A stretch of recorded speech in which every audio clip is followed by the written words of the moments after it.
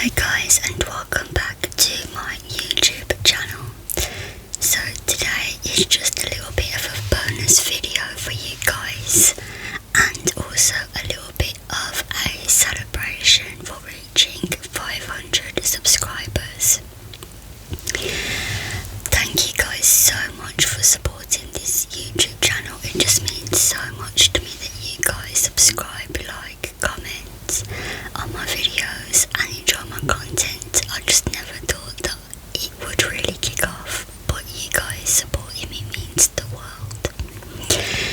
So this is a bit of a, as I said, a bonus video for Halloween. So this is a true crime Halloween case. Something I never thought I'd say, but it basically is what it is. So I hope you guys enjoy, but without further ado, let's just get straight into today's case. So today's case is best known as the Candyman, but I'll get straight into it, and obviously it's something that took place on Halloween. So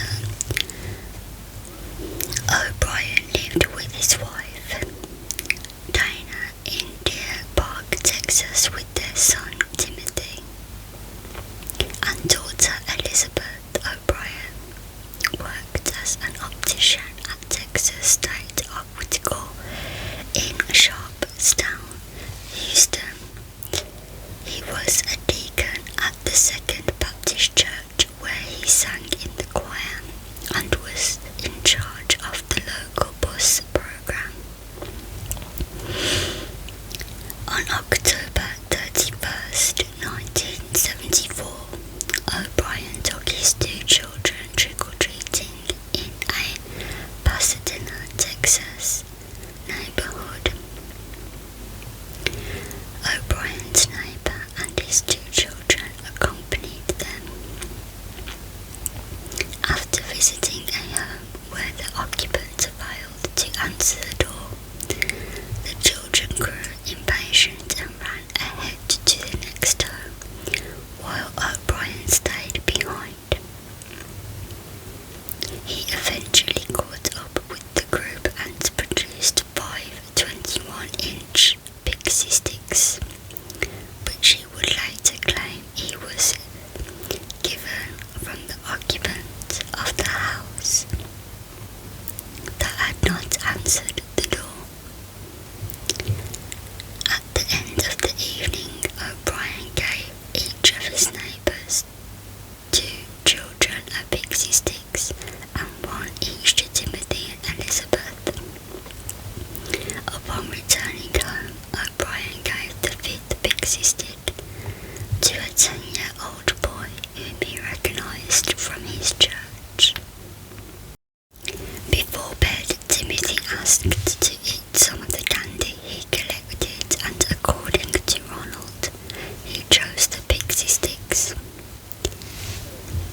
Timothy had trouble getting the powdered candy out of the straw, so O'Brien helped him loosen the powder. After tasting the candy, Timothy complained that it tasted bitter. O'Brien then gave his son Kool-Aid to wash away the taste. Timothy immediately began to complain that his stomach hurt and ran to the bathroom, where he began vomiting and convulsing. O'Brien later claimed he helped Timothy while he was vomiting, and the child went limp in his arms. Timothy O'Brien died en route to the hospital less than an hour after consuming the candy. Timothy's death from poisoned Halloween candy raised fear in the community. Numerous parents in Deer Park and the surrounding area turned in candy their children got from trick-or-treating to the police, fearing it was laced with poison. The police did not initially suspect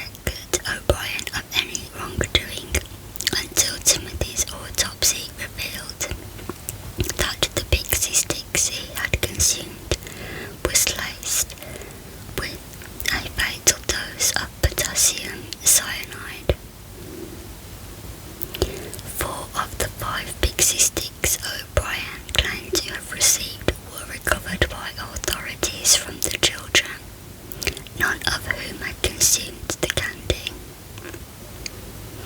The parents of the fifth child became hysterical when they could not locate the candy after being notified by the police. The parents rushed upstairs to find their son asleep holding the unconsumed candy. The boy had been unable to open the staples that sealed the wrapper shut. All 5 of the pixie sticks had been opened with the top 2 inches refilled with cyanide powder and resealed with a staple. According to a pathologist who tested the pixie sticks, the candy consumed by Timothy contained enough cyanide to kill 2 adults, while the other 4 candies contained enough to kill 3 to 4 adults.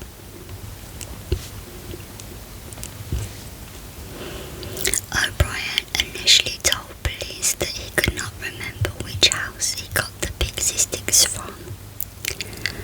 Police became suspicious because O'Brien and his neighbour had only taken their children to homes on 2 streets because it had been raining.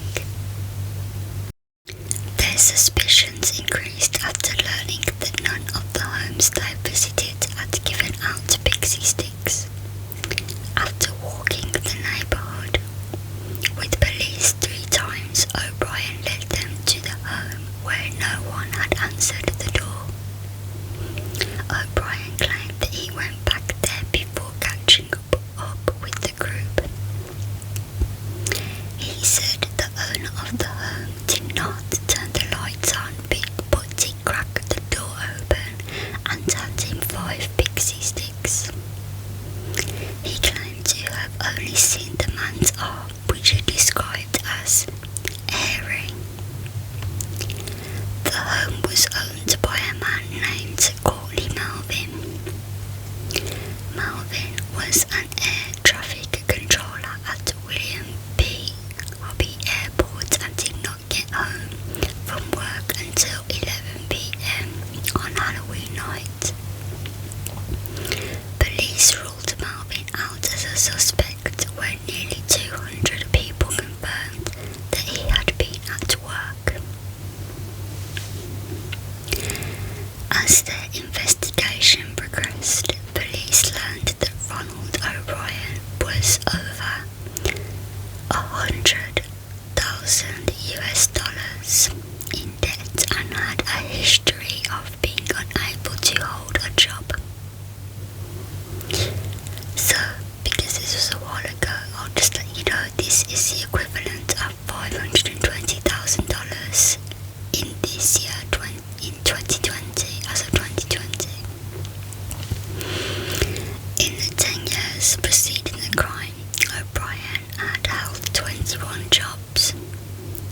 At the time of his arrest, he was suspected of theft at his job at Texas State Optical and was close to being fired. His car was about to be repossessed. He had defaulted on several bank loans and the family home had been foreclosed on. Police discovered that O'Brien had taken out life insurance policies on both of his children. 1 month before Timothy's death, O'Brien took out additional $20,000 policies on both children. Despite the objections of his life insurance agency. In the days preceding Timothy's death, O'Brien had taken out yet another $20,000 policy on each child. The various policies totaled approximately $60,000. O'Brien's wife maintained that she did not know about the insurance policies on her children's lives. Police also learned that on the morning after Timothy's death,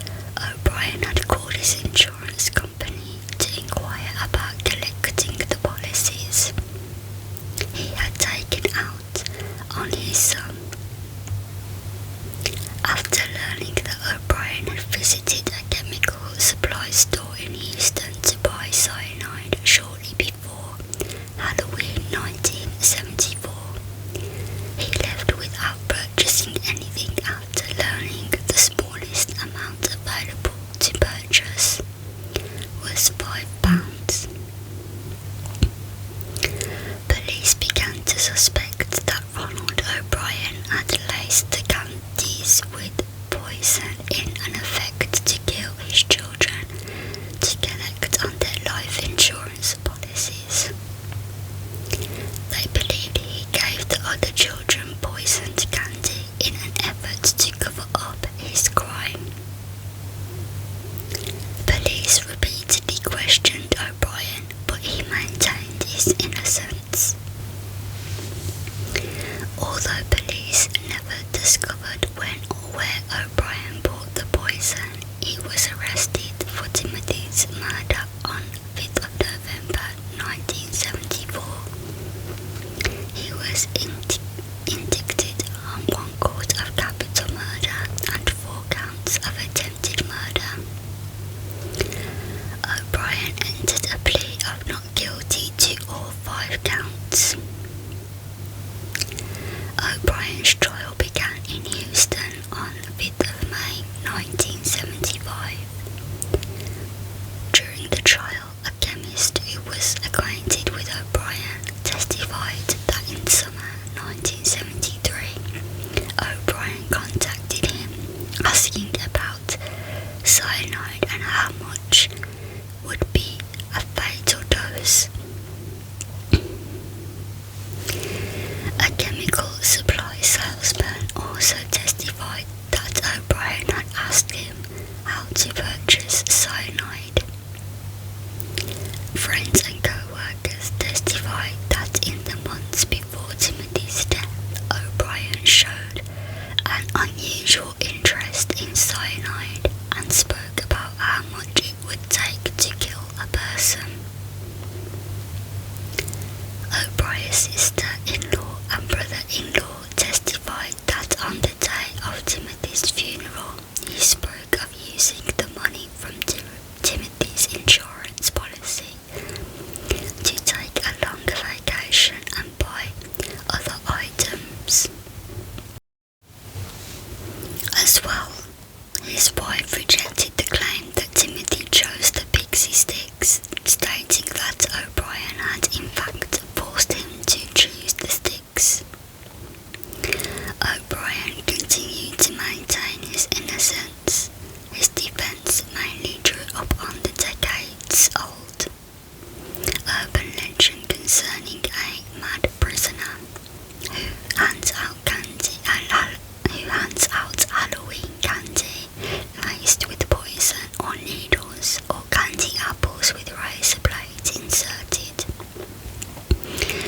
These stories have persisted despite the fact that they are not documented instances of strangers poisoning Halloween candy. The case and subsequent trial garnered national attention, and the press dubbed O'Brien the Candyman. On June the 3rd, 1975, a jury took 46 minutes to find O'Brien guilty of capital murder and 4 counts of attempted murder. The jury took 71 minutes to sentence him to death by electrocution. Shortly after he was convicted, his wife filed for divorce. She later remarried, and her new husband adopted her daughter, Elizabeth. At the time, men sentenced to death under Texas law were confined to the Ellis 1 unit near Huntsville, Texas. According to Reverend Carol Pickett, a former Champlain who worked for the Texas Department of Criminal Justice, O'Brien was shunned and despised by his fellow death row mates for killing his child, and was absolutely friendless. The inmates reportedly petitioned to hold an organised demonstration on O'Brien's execution date to express their hatred of him. O'Brien's first execution date was set for August 8, 1980. His attorney successfully petitioned for a stay of execution. A second date was scheduled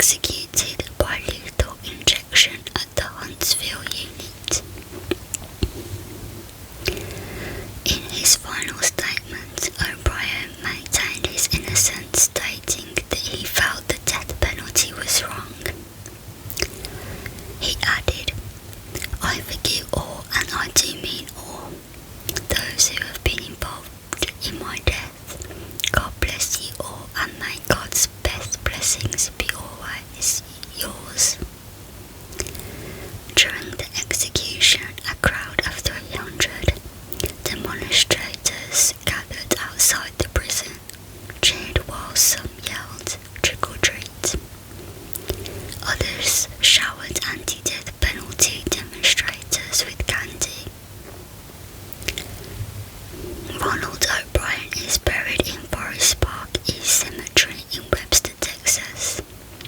Timothy is buried in Forest Park Lawndale Cemetery in Houston. And that brings us to the end of today's case. I hope you guys enjoyed it so much.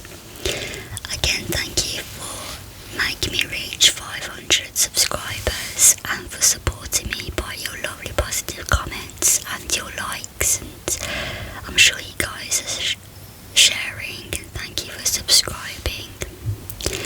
Also, don't forget to leave your suggestions in the comment section down below, and I wish you guys a very happy, spooky, scary and wonderful Halloween. Remember to keep safe, and I hope you guys enjoy Halloween as it hasn't been celebrated for a while now because of certain situations.